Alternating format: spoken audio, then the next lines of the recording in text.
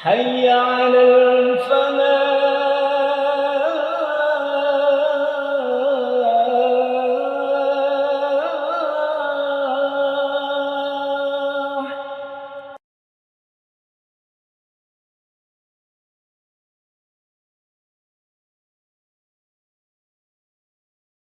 Bismillahirrahmanirrahim. Assalamualaikum warahmatullahi wabarakatuh. Innal hamdalillah nahmaduhu wa nasta'inuhu wa nastahdi wa nastaghfiruh. Wa na'udzu billahi min shururi anfusina wa min sayyiati a'malina. Man yahdihillahu fahuwal muhtadi wa man yudlil falan tajida lahu waliyyan mursyida. Asyhadu an la ilaha illallah wahdahu la syarika lah wa asyhadu anna sayyidana Muhammadan abduhu wa rasuluhu la nabiyya ba'dah. Allahumma salli wa sallim wa barik wa tarham ala hadha an-nabiyil karim wa rasulil azim wa ala alihi wa sahabatihi wa man da'a bi da'wati amma ba'd. Faqad qala ta'ala fi kitabil karim wa huwa asdaqul qailin. A'udzu billahi as-sami'il 'alim minasy syaithanir rajim. Ya ayyuhan nasu inna khalaqnakum min dzakarin wa unsa wa ja'alnakum syu'uban wa qabaila lita'arafu inna akramakum 'indallahi atqakum innallaha 'alimun khabir. Wa qala 'aidan ya ayyuhalladzina amanu la yaskhar qaumun min qaumin 'asa an yakunu khairan minhum wa la nisa'un min nisa'in 'asa an yakunna khairan minhum. ولا تلمزوا أنفسكم ولا تنابزوا بالألقاب بئس الاسم الفسوق بعد الإيمان ومن لم يتب فأولئك هم الظالمون. وقال رسول الله صلى الله عليه وسلم إن الله عز وجل لا ينظر إلى أجسامكم ولا إلى صوركم ولا إلى أموالكم ولكن ينظر إلى قلوبكم وأعمالكم. اللهم افتح بيننا وبين قومنا بالحق وبالفتح يا فتاح افتح قلوبنا وأنت خير الفاتحين. أمسينا وأمسى الملك لله والحمد لله لا شريك له لا إله إلا هو وإلى النشور.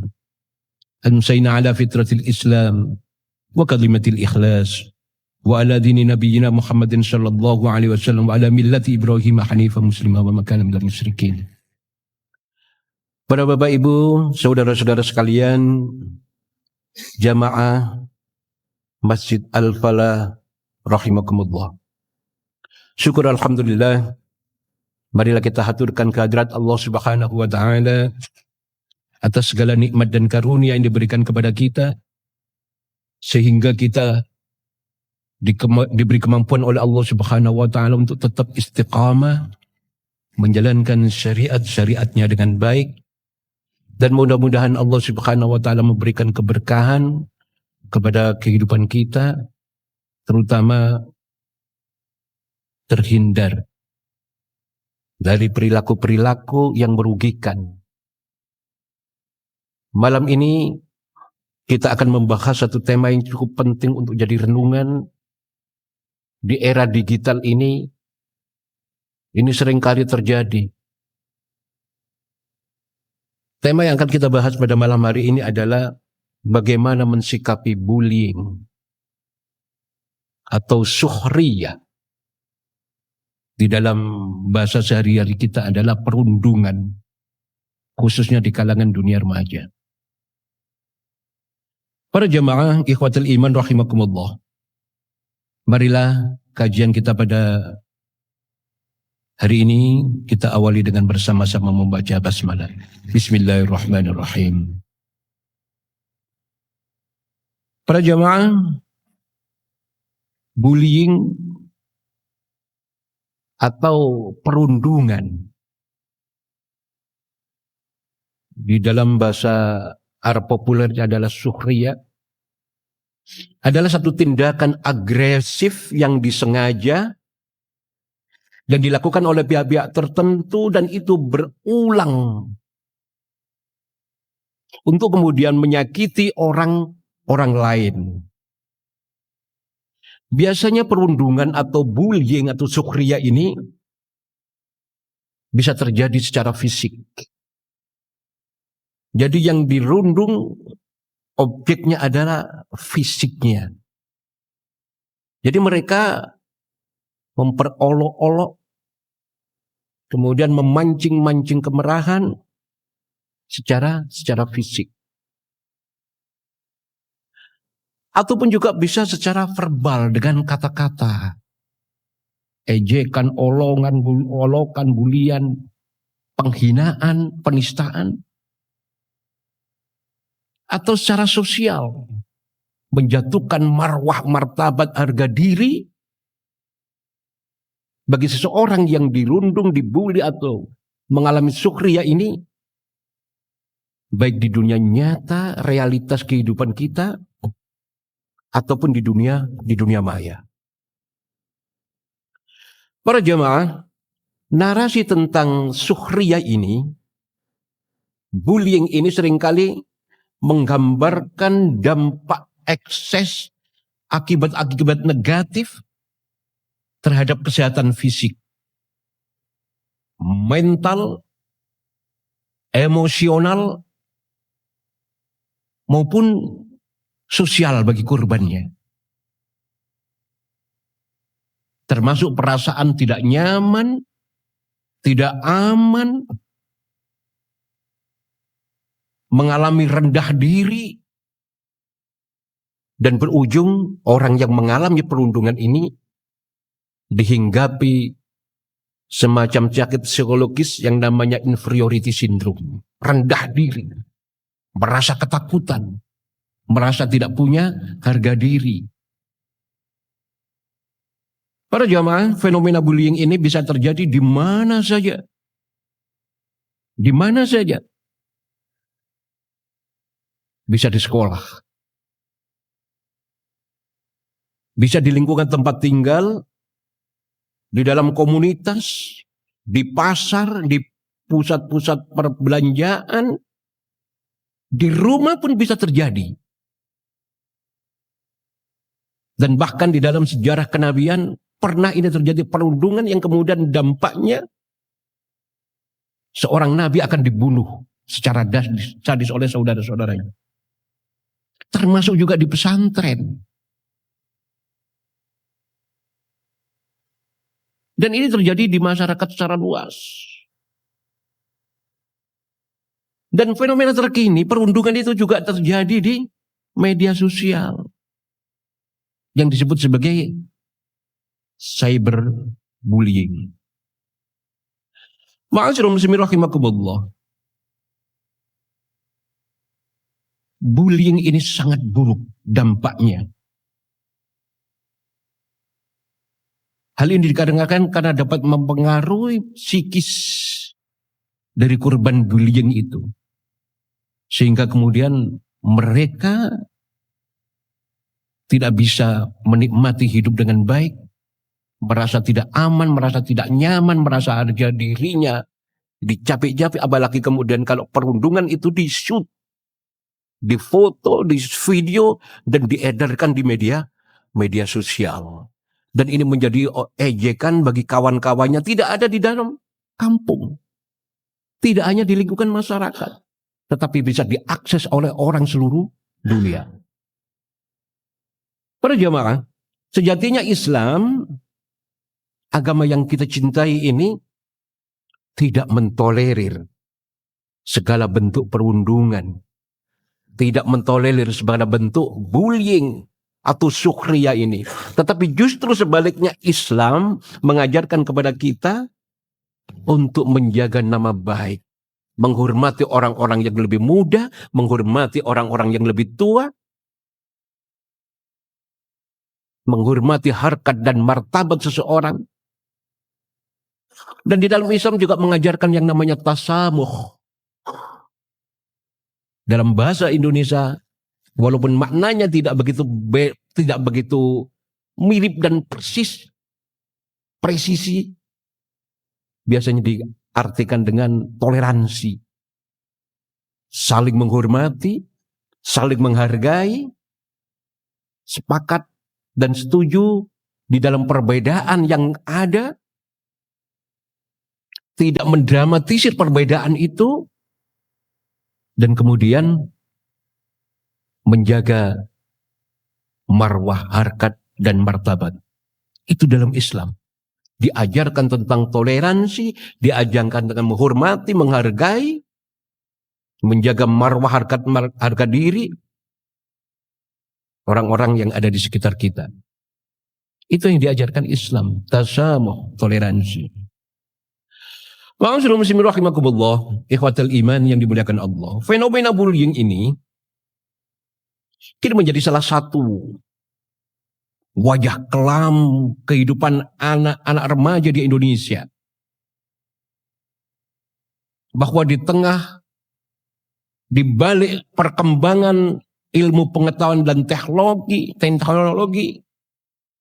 di balik kemajuan pendidikan, justru tumbuh budaya kekerasan dan penistaan yang kemudian diam-diam melukai generasi muda kita.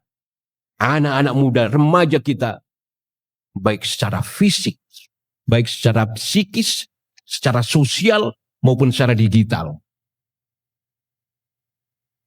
Banyak anak kehilangan rasa aman, bahkan di ruang-ruang yang harusnya mereka mendapatkan perlindungan ekstra, seperti di rumah, di sekolah, di pesantren, di masjid, di rumah ibadah, apalagi di ruang-ruang publik. Kalau kita membuka di medsos kita ini, luar biasa banyak sekali terjadi perundungan-perundungan. Dan itu tidak segera disikapi oleh instansi-instansi terkait. Bahkan ada yang kemudian dalam rangka untuk menjaga nama baik, tidak ditangani sebagaimana mestinya dan tidak memberikan efek jera kepada pelaku perundungan itu. Ma'asyiral muslimin rahimakumullah, data Komisi Perlindungan Anak KPAI menunjukkan bahwa sepanjang tahun 2024 para jamaah terdapat 2057 pengaduan pelanggaran hak anak yang mencakup kekerasan fisik. Kemudian yang kedua kekerasan psikis. Dan yang ketiga adalah cyberbullying. Kekerasan di ranah digital. Di laporan KPAI juga kemudian disertakan ada 25 kasus bunuh diri anak yang dilakukan oleh anak pada tahun 2025 ini yang diduga terkait depresi yang mereka alami akibat dari perundungan, bullying, sukhriya ini. Ma'asyiral muslimin rahimakumullah. Ini luar biasa besar ini kasusnya dan tidak bisa kita biarkan. Kita harus segera mensikapinya dengan baik. Dan yang terpenting adalah bagaimana Islam mensikapi kasus-kasus seperti ini, karena perundungan ini adalah sebuah kegiatan yang sangat negatif yang usia cukup tua. Bahkan nabi-nabi zaman dahulu juga mengalami perundungan ini. Bahkan keluarga Nabiullah Adam alaihi salam yang kemudian nabi pertama yang diturunkan oleh Allah Subhanahu wa taala di dunia ini, Abul Bashar, bapak para manusia ini, kasus antara Qabil dan Habil itu juga adalah tragedi perundungan. Ma'asyiral muslimin rahimakumullah. Di sektor pendidikan tercatat 1801 pengaduan dengan 30 kasus bullying terjadi di sekolah. 1801 30 kasus di sekolah. Sementara riset menunjukkan 26% dari 1801 itu 26% dialami oleh anak-anak usia sekolah dasar. 25% anak-anak usia sekolah menengah pertama. 18,75% usia sekolah menengah atas. Mereka pernah mengalami kasus-kasus bullying. Ada juga laporan bahwa 50% kasus terjadi di jenjang SMP. Ma'asyiral muslimin rahimakumullah. Asesmen nasional Kemendikbudristek mencatat 24,4% siswa berpotensi mengalami bullying. Ini laporan resmi dari Kemendikbudristek. Ma'asyiral muslimin rahimakumullah. Bagaimana bentuk perundungan yang terjadi? Di Kemendikbudristek, laporan Kemendikbudristek ini, ma'asyiral muslimin rahimakumullah, perundungan secara fisik 55,5%. Disusul perundungan secara verbal dengan kata-kata, dengan narasi, dengan kalimat-kalimat 29,3%.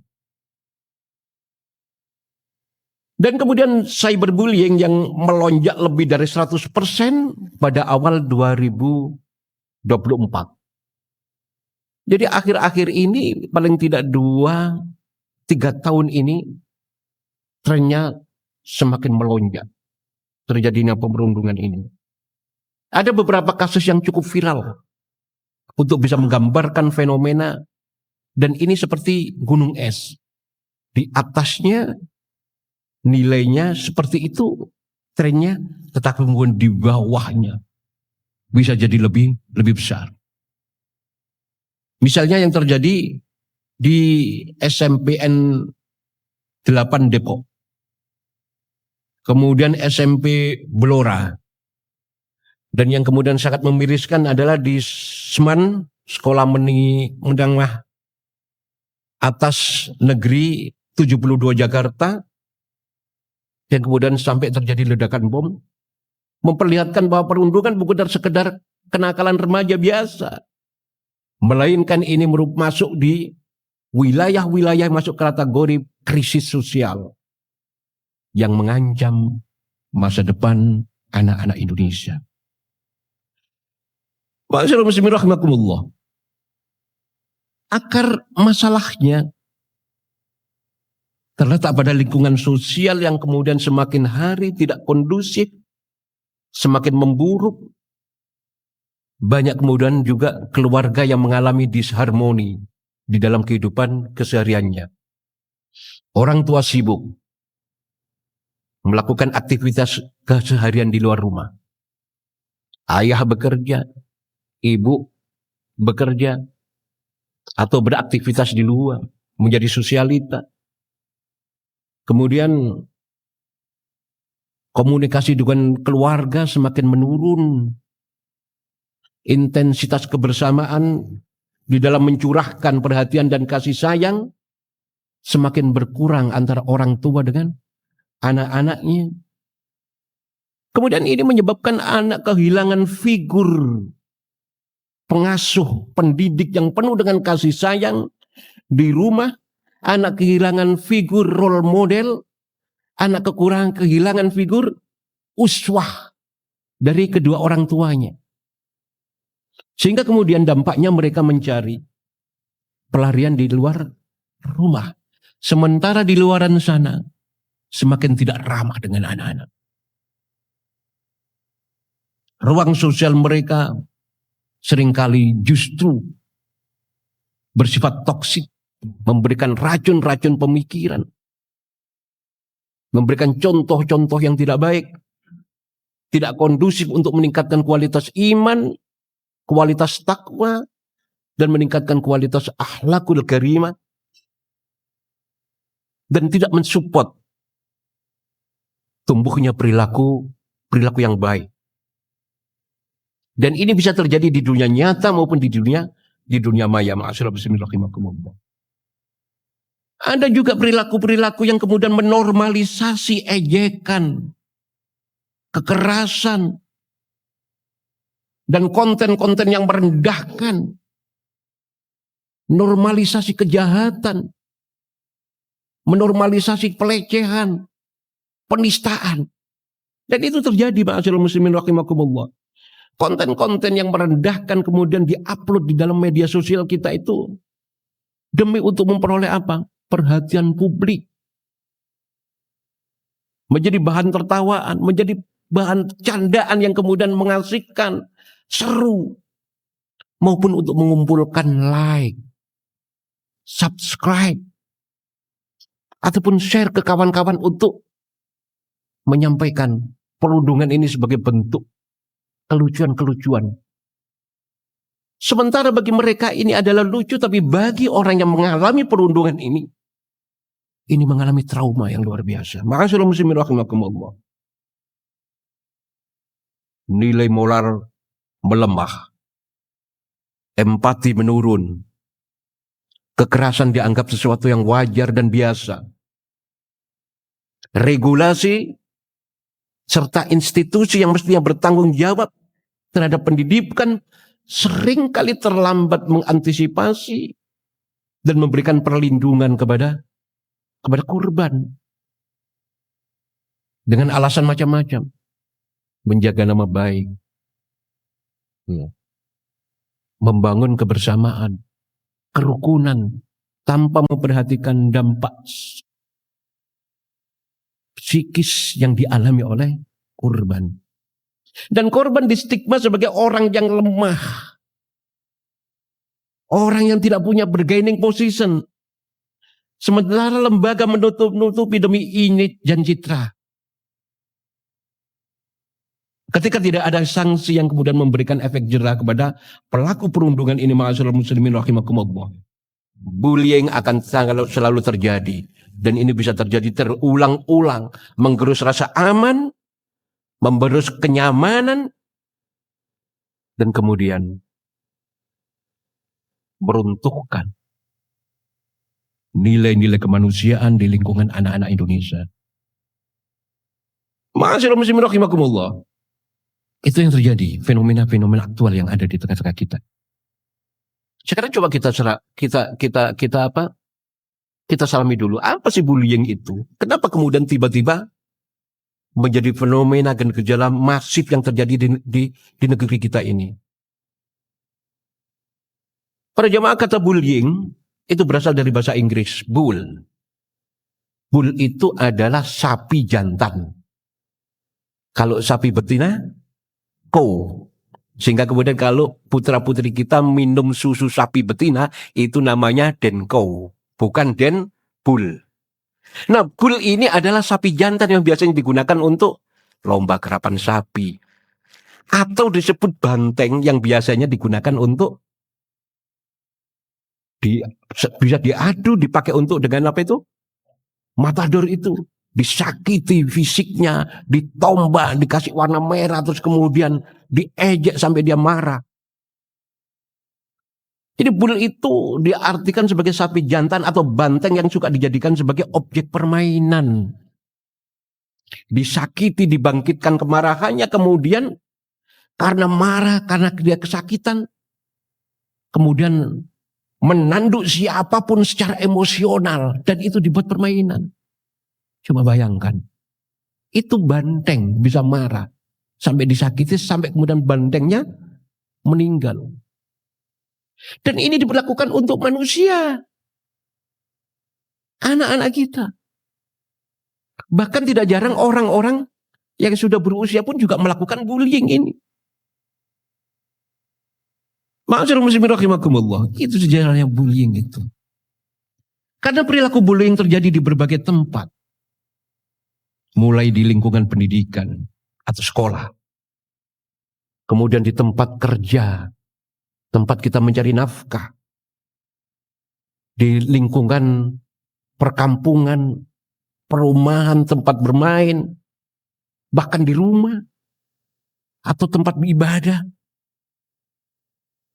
Ma'asyiral muslimin rahimakumullah. Sehingga kemudian bisa kita katakan bahwa bullying ini sebagai perilaku yang sangat-sangat agresif, yang bermaksud untuk menjahati, menzalimi, membuat individu merasa kesusahan, kesakitan, Dan itu dilakukan secara berulang-ulang oleh satu atau lebih orang kepada orang target yang kemudian lebih lemah dan tidak memiliki kekuatan dan keberanian.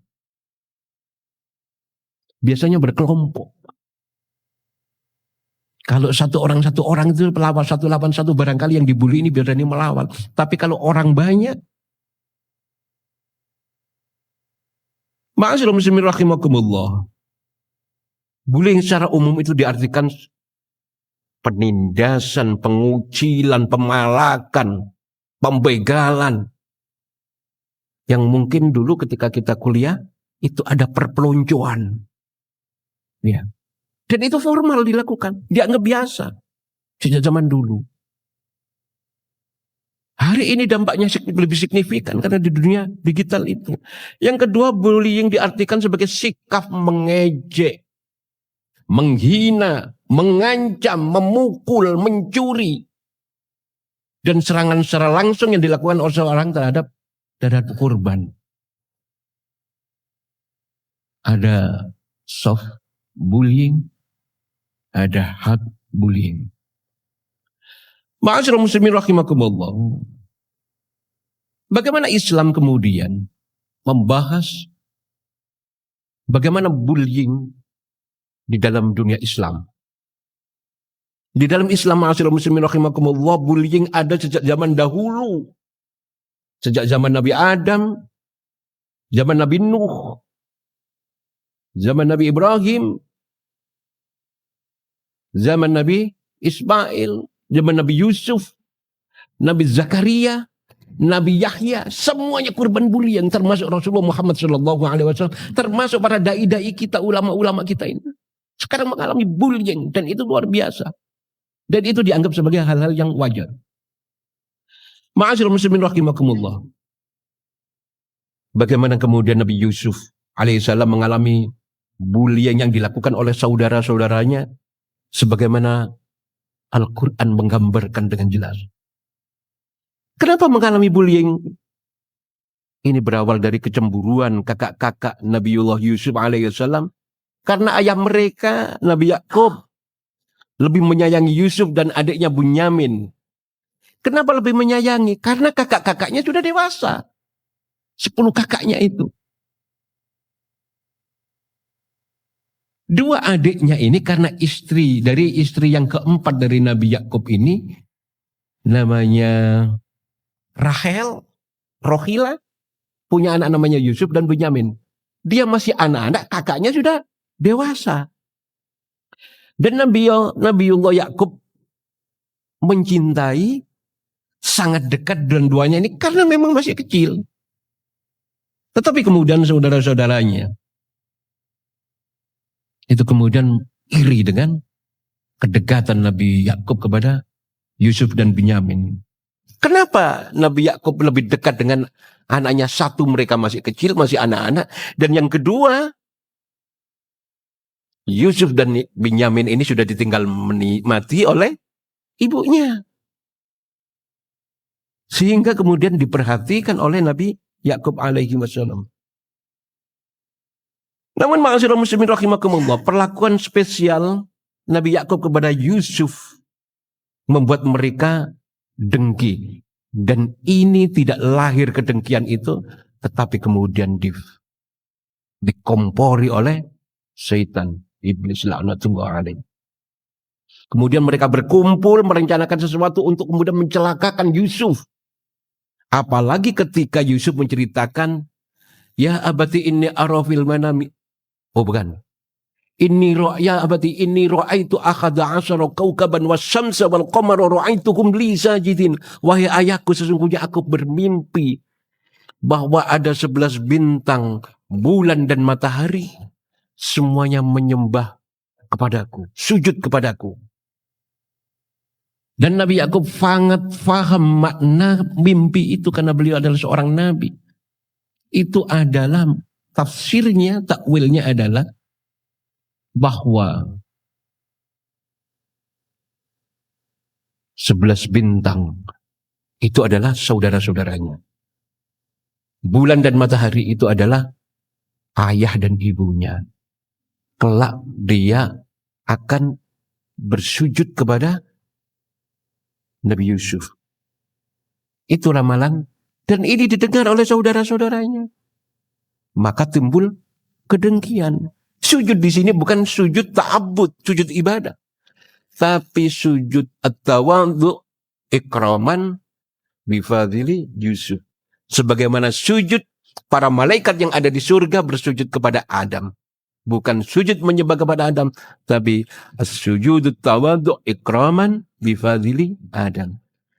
Sebagai bentuk penghormatan atas keutamaan-keutamaan yang diberikan oleh Allah Subhanahu wa taala kepada Adam, karena menjadi khalifatullah fil ardh. Nah, para Bapak Ibu saudara-saudara sekalian, tetapi akhirnya mereka sepakat untuk membunuh Yusuf. Dan yang paling getol untuk membunuh Yusuf adalah anaknya Nabi Yakub dari ibu istri pertama yang namanya Lia, yang bernama Yehuda. Bahkan sampai Yusuf meninggal pun mereka mengatakan bahwa kalau orang-orang Yahudi, kalau orang-orang Bani Israel itu menisbatkan dirinya bukan kepada Yusuf, tapi kepada namanya dia. Hingga hari ini mereka disebut sebagai Yahudi. Dan inilah adalah bullying yang dahsyat. Anak kecil, saudaranya sendiri yang sudah diangkat nabi oleh Allah Subhanahu wa taala menjadi nabi, dibunuh. Mau ditikam dengan belati, tapi kemudian terjadi percekcokan di antara 10 saudaranya itu. Kita kan sudah sepakat untuk tidak membunuh, tapi kita pisahkan saja dengan ayah kita sehingga mereka tidak bisa ketemu. Ayah kita perhatiannya kepada kita, tidak lagi kepada Yusuf. Tidak perlu dibunuh. Terus bagaimana? Akhirnya kemudian tidak dibunuh dengan menggunakan belati, tetapi kemudian dibunuh dengan cara dilemparkan ke dalam sumur yang sangat dalam. Harapannya dia mati di dalam. Ataupun kalau dia tidak mati, akan ada kafilah yang kemudian mampir di situ untuk mencari air, dan Yusuf bisa diselamatkan dan dibawa ke negara lain agar tidak ketemu lagi dengan bapaknya. Dan itu yang terjadi. Ma'asyiral muslimin rahimakumullah, sebelum dilemparkan ke dalam sumur itu terjadi penganiayaan secara fisik. Anak yang kecil, usianya baru SD. Kalau sekarang, usia sekitar 10, 11, 12 tahun. Anak-anak kelas 6 SD lah. Sudah diangkat menjadi nabi oleh Allah Subhanahu wa taala. Dihabisi, dihajar berdarah-darah, dilempar ke dalam sumur. Itu bullying yang dahsyat. Ma'asyiral muslimin rahimakumullah, itu Nabi Yusuf. Begitu juga Nabi Ibrahim, buyutnya dibakar oleh Namrud.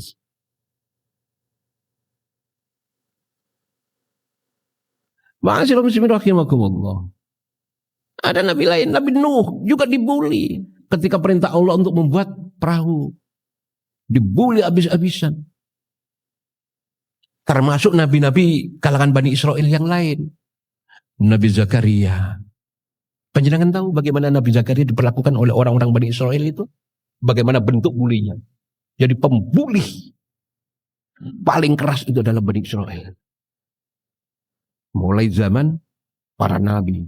Padahal nabi itu kalangan Bani Israel sendiri. Sampai Yusuf mengatakan, saya khawatir kalau dia membunuh saya, padahal saya seorang nabi, maka saya khawatir nabi-nabi yang lain dari kalangan Bani Israel akan juga mengalami hal yang sama. Dan itu terbukti. Nabi Zakaria dimutilasi oleh mereka. Mutilasi Pak, sudah ada itu Pak. Padahal kita hari ini terkaget-kaget betapa sadisnya. Nabi Zakaria mengalami itu. Nabi Yahya dipenggal kepalanya, dipakai untuk mas kawin. Raja Herodus menikahi anaknya sendiri, Herodia. Karena Nabi Yahya tidak memberikan izin di dalam syariat yang diturunkan oleh Allah pada zaman itu, tidak memperbolehkan. Bahkan hingga hari ini juga seorang ayah menikahi anaknya. Yang akhirnya kemudian berujung mereka ditep.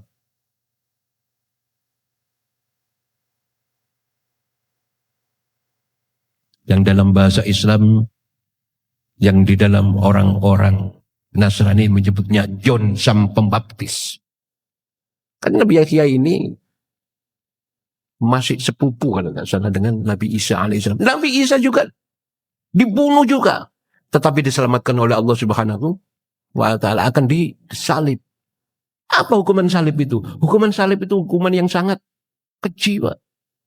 Orang disalib itu diikat tangannya, dipaku. Salib itu adalah menyayat urat yang ada di kaki. Urat yang ada di kaki sehingga kemudian mereka mati secara perlahan. Itulah hukum salib, as-salam. Nabi Isa. Nabi Muhammad Sallallahu Alaihi Wasallam, Nabi kita juga mengalami hal yang sama, diancam bunuh ketika meminta diat kepada orang-orang Yahudi yang membunuh kaum muslimin, sehingga kemudian ada perjanjian antara Rasulullah dengan orang-orang Bani Israel. Ketika menjadi bunuh itu terjadi pembunuhan dan tidak berhak membunuh itu karena bukan karena kesalahan apapun, maka dia harus membayar diat Bani Quraidah. Ketika Rasulullah ke sana, Rasulullah mendatangi dan diminta duduk di pintu benteng itu. Mereka kemudian akan membunuh Rasulullah dengan menjatuhkan batu gilingan yang ada di atas, akan dijatuhkan kepada Rasulullah Muhammad SAW. Tapi ketika itu akan dijatuhkan, Rasulullah mendapatkan petunjuk wahyu. Wah Muhammad, bergeserlah. Rasulullah bergeser, jatuh batu timbangan, batu gilingan itu.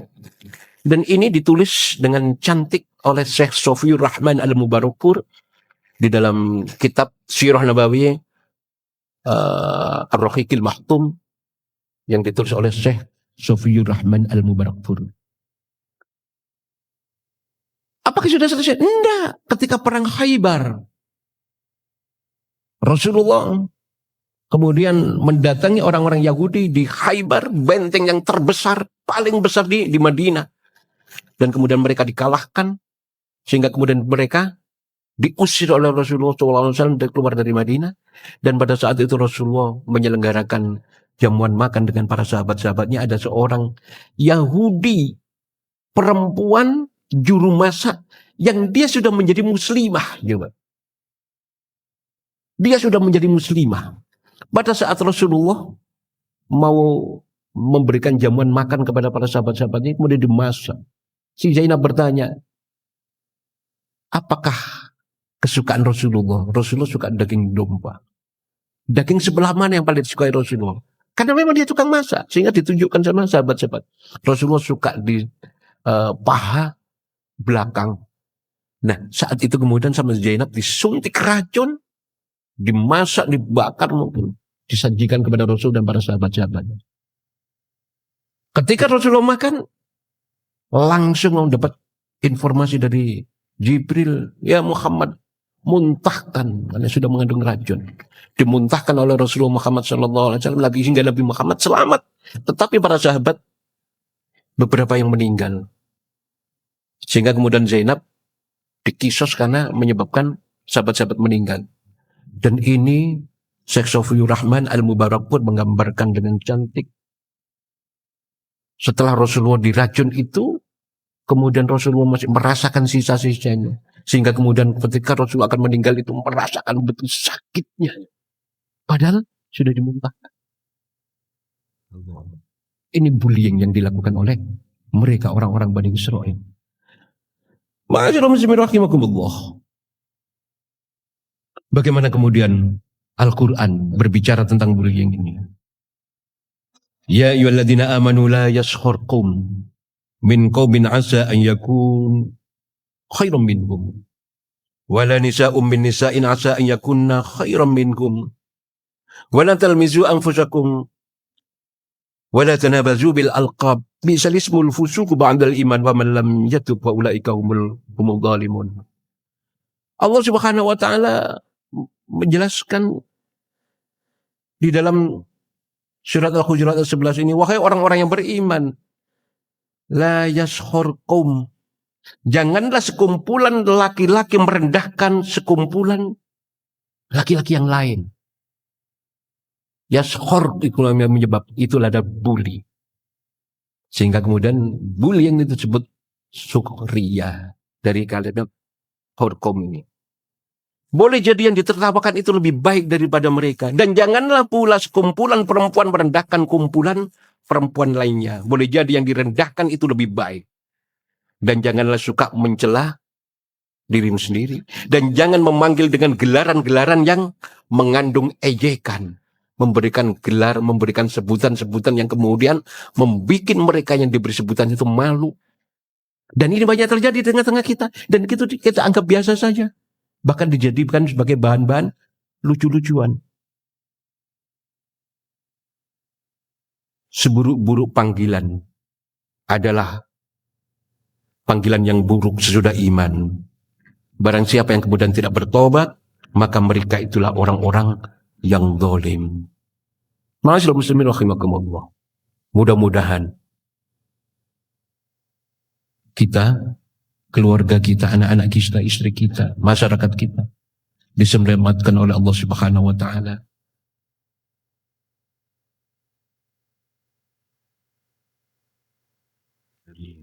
Aku qouli hadza wa astaghfirullah innahu huwal ghafurur rahim.